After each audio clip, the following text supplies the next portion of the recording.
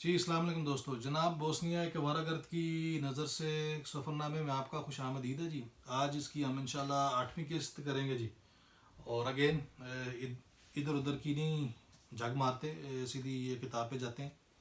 اچھا جی، 7ویں قسط ہم نے ختم کی تھی کہ ہم غازی خسرو بیگ میں ظہر کی نماز کے بعد وہاں پہ آپ کو تھوڑا سا سین بتایا تھا کہ نماز بڑے بڑے مزے سے انہوں نے پڑھی، بڑا کچھ پرسکون ماحول تھا، جلد بازی نہیں تھی، اور نماز کے بعد لوگ ایک دوسرے کے ساتھ بڑے انہوں نے کچھ 5 10 20 25 منٹ سوشلائز کیا، اور اس کے بعد وہ آہستہ آہستہ ڈسپرس ہونا شروع ہو گئے۔ تو میں ابھی اسی مسجد کے اندر ہی بیٹھا ہوں، تو آگے چلتے ہیں جی۔ اتنی گرمی کے باوجود دوران نماز گرمی کا احساس تک نہیں تھا۔ ہوا کے خوشگوار جھونکے ہر طرف سے آ رہے تھے، اور حیرانگی کی بات یہ کہ ایک بھی پنکھا نہیں لگا ہوا تھا۔ چھت اور گنبد پر بڑی خوبصورتی سے قرآنی آیات کی کندہ کشائی مختلف رنگوں سے کی گئی تھی۔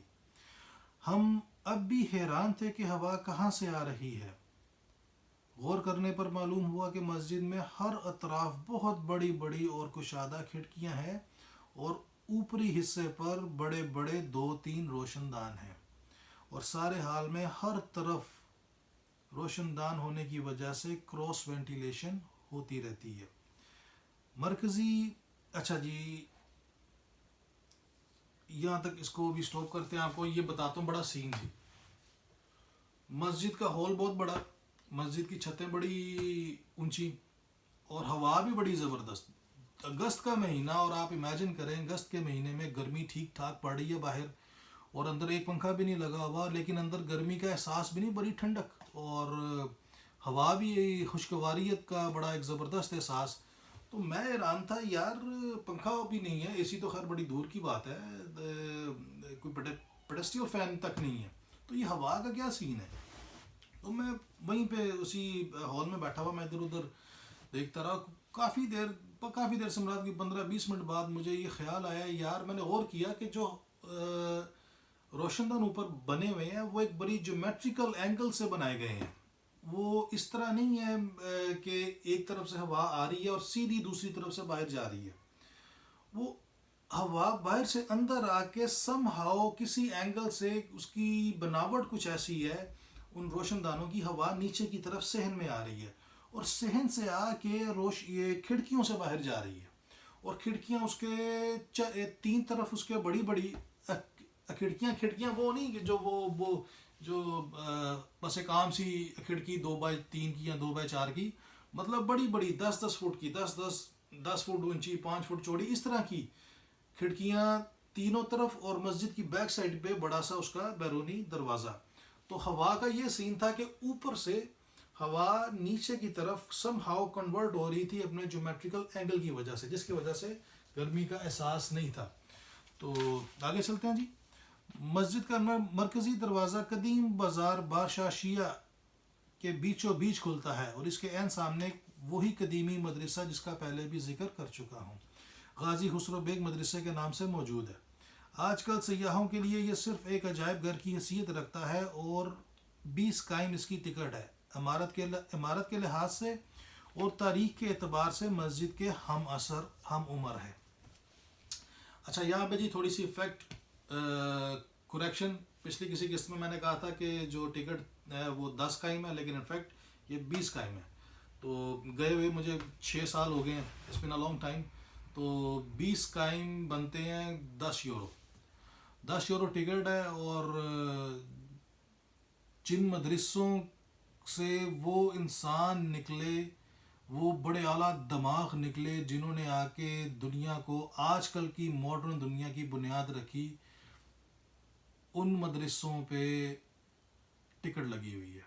یہ ہے ہماری مسلمانوں کی ڈیکیڈنس، یہ ہمارے حالات ہیں۔ کون سی ہماری لیگسی تھی، کہاں سے شروع ہوئی، اور ہم نے اپنی لیگسی پہ 10 یورو کی ٹکٹ لگا دی ہے جی۔ یہ بس اللہ خیر، آگے چلتے ہیں جی۔ اگلی جی ہیڈنگ ہے مشرق و مغرب ہم عصر۔ یہ ایک چھوٹا سا پیراگراف پڑھ کے پھر میں آپ کو اس کی تھوڑی سی ڈیٹیل بتاؤں گا، وہاں پہ پھر اس قسط کو وائنڈ اپ کر دیں گے۔ مسجد کا بیرونی دروازہ جس قدیم بازار میں کھلتا ہے، اس کا نام سارا سی ہے۔ حقیقی معنوں میں یہی وہ قدیم گلی ہے جو تمام مشرق کو مغرب سے جدا کرتی ہے. اگر مشرق کی طرف چلے جائیں تو ہر گلی ہر دکان بالکل مشرقی تہذیب کا منظر پیش کرتی ہے، اور ہر گلی میں آپ کو کیفے، کپڑے اور دیگر ساز و سامان کی دکانیں ملیں گی، اور تقریباً ہر دکان مسلمان کی ہے. یہ بات آپ کو اسی وقت معلوم ہو جائے گی جب آپ دکان کے اندر داخل ہوں گے. آپ کو صرف یہ کرنا ہے کہ مسجد کے اندر جائیں، السلام علیکم کہیں، اور اگر دکاندار مسکرا کر بڑے پیار سے ملے اور یہاں جواب دے تو وہ بوشنیاک یعنی مسلمان ہے، اور اگر برا سا منہ بنا کے کچھ اپنی زبان میں بک بک کرے تو چپ چاپ باہر نکل جائیے.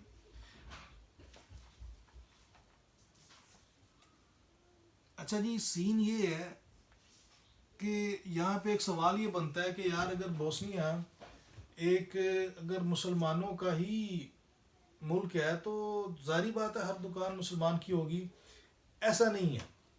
یہاں پہ یہ بات ہمیں یاد رکھنے کی ضرورت ہے کہ یہاں پہ مسلمانوں کی نسل کشی ہوئی ہے، اور جو وہاں کا سیاسی نظام ہے جس پہ آگے چل کے بات کریں گے، جو سیاسی سیٹ اپ ہے وہ بھی بڑا کمپلیکس ہے، اور مسلمانوں کے ساتھ اس میں بھی بڑی زیادتی ہے. تو ابھی بھی بوسنیا میں کروش اور سربز بہت بڑی تعداد ہے. سربز اگین یاد دلاتا رہوں کہ آرتھوڈاکس عیسائی اور کیتھولکس، کروش کیتھولکس عیسائی ہیں، ابھی بھی ان کی بہت بڑی تعداد ہے، لیکن اب یہ اس طرح فعال نہیں ہے، اس طرح یہ اپنی وہ کیا کہتے ہیں کہ اپنی وہ اسٹرینتھ میں نہیں ہے، کیونکہ اب ان کے پاس اپنے اپنے ملک ہیں. تو ابھی بھی بوسنیا میں ان دونوں گروپس کی تعداد ہے، لیکن مسلمانوں کی تعداد زیادہ ہے. تو کاروباری لحاظ سے بھی پرپورشنلی آپ کو وہاں پہ سرف بھی ملیں گے، ان کے بھی کاروبار دکانیں ملیں گی، کروش کے بھی ملیں گی، بوسنس کی بھی ملیں گی.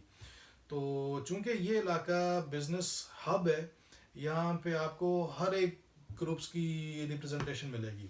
تو اگر تو آپ وہاں پہ جا کے السلام علیکم دکان کے اندر کہیں گے، اگر آپ کو جواب میں وہ بڑے پیار سے مسکرا کے وعلیکم السلام کچھ کہے تو سمجھ لیں جی یہ لوکل بوسنین ہے. اور اگر وہ آپ کو تھوڑا سا ذرا جواب نہ دے، یا تھوڑا آپ کو اگر آپ کی طرف توجہ نہ کرے، بس آپ اپنا سامان لیں اور نکل جائیں والا سین ہے، تو سمجھ لیں کہ وہ یا تو سرب ہے یا کروش ہے. اور اس بات کو زیادہ سیریس لینے کی ضرورت نہیں ہے، کیونکہ سم ہاؤ ابھی بھی ہارمنی اسٹل ایگزسٹ دیئر. اللہ کا شکر ابھی تک چل رہی ہے، لیکن ڈیپ ڈاؤن ان سائڈ وہ نفرتیں ابھی بھی تھوڑی تھوڑی باقی ہیں. تو مسجد سے آپ باہر نکل آئے ہیں جی، اور یہاں پہ آپ اب باہر نکلنے کے بعد جو وہاں پہ جو بازار ہے، جو جس گلی کا میں نے بڑی فیمس بلکہ شہر کی سب سے فیمس وہ گلی ہے، اس کا میں آپ کو آگے ذکر کرتے ہیں جی. ساراسئی بازار کے مغرب کی طرف تقریباً 1 میل پر کم ہی یہی بازار فرخدیہ اسٹریٹ میں بدل جاتا ہے، اور اس کے بدلنے کے ساتھ ساتھ بازار کا نقشہ بھی بدل جاتا ہے، جہاں بڑے بڑے برانڈز کی اونچی اونچی ماڈرن عمارتیں یورپ کے کسی بھی بڑے شہر کی طرح نظر آتی ہیں، اور جہاں ساراسئی بازار اور فرخدیہ اسٹریٹ کی حد ملتی ہے وہاں زمین پر ایسٹ میٹس ویسٹ کی تختی فرش میں کندہ ہے. اگر آپ اسی جگہ پر کھڑے ہو کر مشرق کی طرف دیکھیں تو مختلف نظارہ ہے، اور اگر مغرب کی طرف دیکھیں تو مختلف. ایک طرف مغربی ثقافت نظر آتی ہے اور دوسری طرف مغرب کی معروف ہائی اسٹریٹ. کہتے ہیں کہ ٹھیک اسی مقام پر مشرق سے آتی سلطنت عثمانیہ اور مغرب سے آتی آسٹرو ہنگیرین کی حد بندی تھی.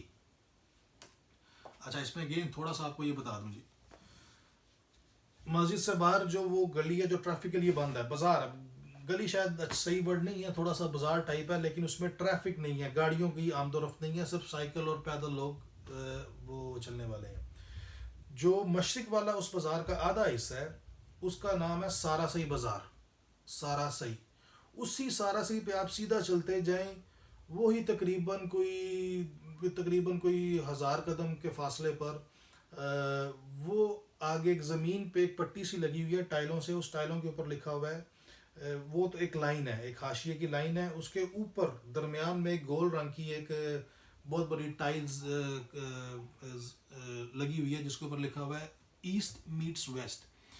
کہتے ہیں لوکل لوگوں کا یہ کہنا ہے کہ اسی جگہ پہ یہ دونوں سرحدیں آ کے ملتی تھیں، اور اسی گلی کے دوسری طرف جب یہ سارا صحیح بازار ختم ہوتا ہے، اس سے وہی گلی وہی بازار فرحدیہ اسٹریٹ میں بدل جاتا ہے. جب جیسے ہی فرحدیہ اسٹریٹ میں بدلتا ہے، دکانوں کے طور طریقے انداز اور وہ جو سامان بک رہا ہے وہ بھی سارے بدل جاتے ہیں، اور وہ بالکل ایسا لگتا ہے کہ جیسے کسی ماڈرن یورپین ملکوں کے کسی ملک کی high street, business high street ہے. اونچے اونچے برانڈس، کیفیز اور بینک وغیرہ، یہ سارا کچھ، اور کھانے پینے کی دکانیں اور کچھ شراب خانے بھی آگے چل کے اسی اسٹریٹ کے اوپر ہے. تو یہ فرحدیہ اور سارا سعی، دس از دی لائف لائن آف سرائیوو. آگے چلتے ہیں جی. سارا دن کبھی مشرق کبھی مغرب گھومنے پھرنے اور مختلف لوگوں، دکانداروں، خاص طور پہ روایتی بوسنین کافوں کے ڈھابوں میں وقت گزارنے کے بعد جب ہم رات کے 11 بجے واپس اپنے مسافر خانے پہنچے تو آرمین نے ہمیں بڑے پیار سے کافی پینے کے لیے بٹھا لیا. اچھا جی، آج کی یہ 8ویں قسط کو یہیں پہ سٹاپ کرتے ہیں. تھوڑا سا میں آپ کو تھوڑی سی اور اس کی تھوڑی سی ہلکی سی ڈیٹیل بتاتا ہوں، تو اگلی پھر آپ کو 9ویں قسط میں بتائیں گے جی. تو سین یہ ہوا جی، سارا دن اسی اسٹریٹ کے آس پاس، کبھی فرحدیہ، کبھی جناب سارا صحیح ادھر ادھر گھومنے، وہاں کبھی جناب قدم ادھر رکھا تو مشرق، کبھی قدم ادھر رکھا تو مغرب. تو بڑی گہما گہمی سارا دن اسی بازار میں ہی گھومتے پھرتے ہی گزر گیا جی. کبھی ادھر کبھی ادھر، کبھی اس گلی میں نکل گیا تو کبھی اس گلی میں نکل گیا.